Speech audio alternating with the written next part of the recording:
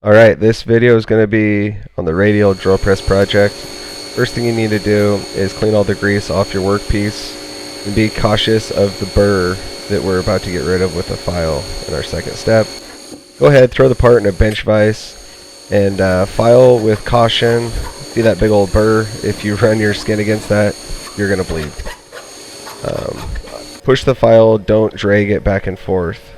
They're designed to cut one direction. When you're laying out your part, or I meant to say putting layout dye on your part, it doesn't have to be beautiful, just cover the entire surface. So there I went corner to corner and on the center of the part and did a prick punch to locate. Now, I have a 4-inch bolt circle diameter, which means I need to set my dividers for a 2-inch radius. Go ahead and scribe your circle and check it immediately afterwards. If you have a good diameter, you're ready to calculate your chord length, and we have 7 spaces on the circle, which means we have a constant of 0.4338, and the note at the bottom says that the table is calculated for circles having a diameter equal to 1 inch. For other circles, multiply the length given by your circle's diameter. So that's going to be 0.4338 times 4. And there's our 1.735. So that's my center to center distance of my holes going around that 4-inch bolt circle. So I go ahead and I write that down.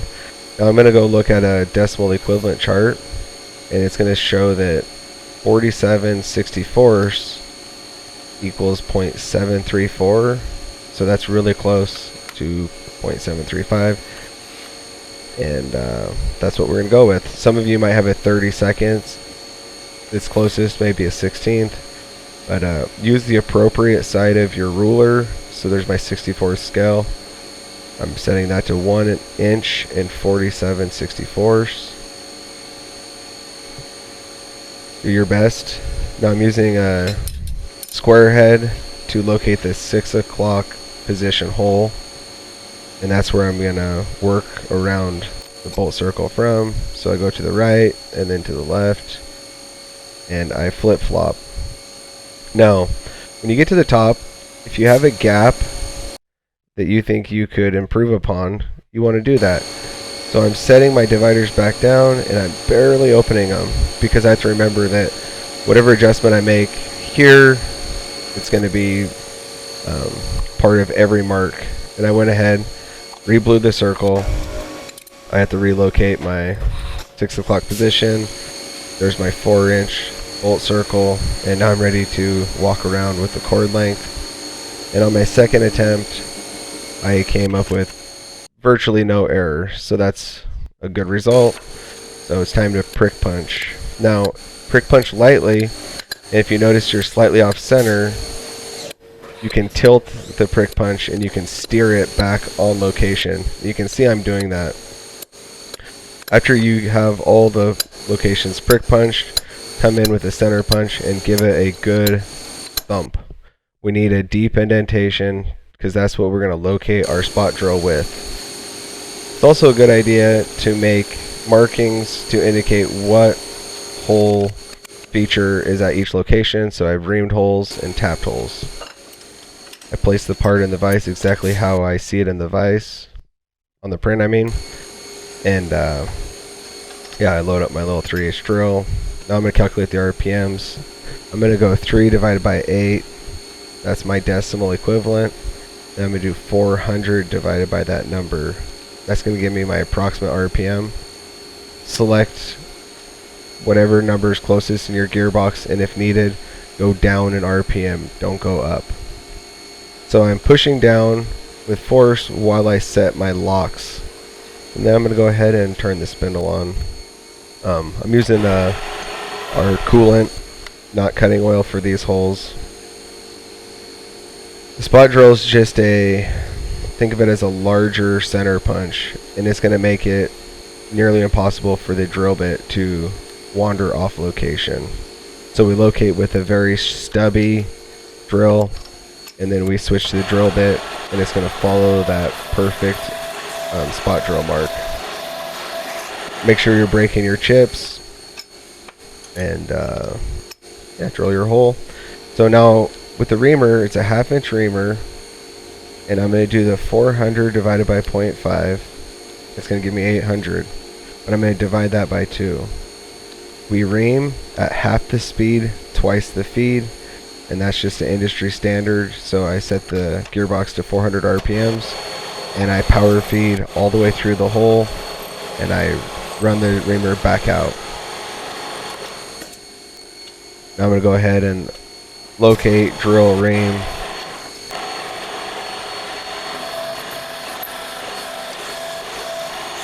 You see there, I didn't break my chips soon enough, and they were kind of entangled, but then they came free of the drill. If you have to, stop the spindle and then use something besides your fingers to knock the drill shaving off the drill bit. So the ruler is a great tool for that. It takes no time at all. And you have your outer holes reamed, and then I'll go ahead and ream this center hole.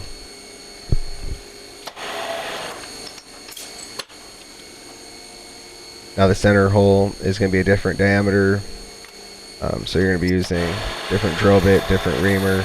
Make sure that you're calculating your RPMs and you're actually adjusting the speed at the machine. And we're going to be moving on to the tapped holes. I went ahead and kind of wiped off the chips before I hit it with the air. Now I'm locating the same as normal, and I'm going to drill just like I have been. But I'm going to do something a little different. Before I tap, I'm going to countersink the hole. That's the entrance of the hole. Now, it's a 1/2 inch thread, so I'm looking to produce a countersink that measures about 1/32 to 1/16 of an inch larger than the 1/2 inch. Now, the RPM was set at probably about 100 or so, and I did not push very hard or for very long. Right there, I'm about 1/32 over a 1/2 inch, and I'm happy with that.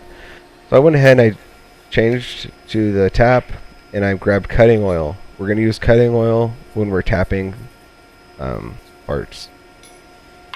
So I left my RPM nice and slow, and the entire time the tap is driving into the part, I am lightly forcing downward with the spindle. You have to follow it down, or it's going to pull it out of the chuck or spindle, or it's going to pull the part out of the vise. When I'm reversing, I very, very, very lightly pull up. If you pull too hard, you will dislocate the tap from the tap driver. If that happens, do not try to reinsert it while it is spinning in the machine. We need to back the tap out with a wrench and then reinstall it in the spindle and then move on to the next hole. Don't try to re-enter a tapped hole, because the tap has no obligation to follow the previous thread. It will just cut metal. You might get lucky, but you probably won't.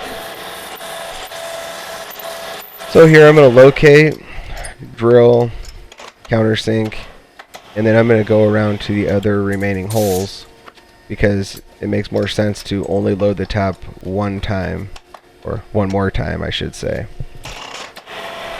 So I can establish or re-establish my center line with the holes with the tap, as long as I'm careful.